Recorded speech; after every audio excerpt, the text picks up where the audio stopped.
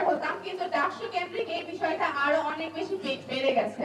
এই যে আলী হোসেন একটা মাত্র উদাহরণ, এর বাইরেও আমরা দেখি যে এরকম অসংখ্য আলী হোসেনের অস্তিত্ব আমাদের পুরো ঢাকা বিশ্ববিদ্যালয়ে বিদ্যমান, আমাদের পুরো বাংলাদেশে বিদ্যমান। আপনারা যদি এখন এই লাইভের নিচের কমেন্ট সেকশন গুলোতে যান, দেখবেন যে আমাদের প্রত্যেকটা নারীর বিরুদ্ধে কিরকম কথা হচ্ছে, এবং এই কথাগুলো দেখার পর আপনাদের মনে হবে বাংলাদেশের নিরাপত্তা আসলে কোথায়, মানুষ জাতির নিরাপত্তা আসলে কোথায়, একজন মেয়ের নিরাপত্তা আসলে কোথায়। আপনারা প্রশ্ন তোলেন, এখনো আমাদের অনেক সময় আছে। ডাকসু কেন্দ্রিক আমরা যারা নারীরা আছি আমরা আসলে আতঙ্কগ্রস্ত।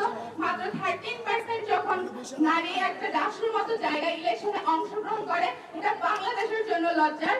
কেন এখানে 100% এর জায়গায় মাত্র 13% নারী এখানে অংশগ্রহণ করবে?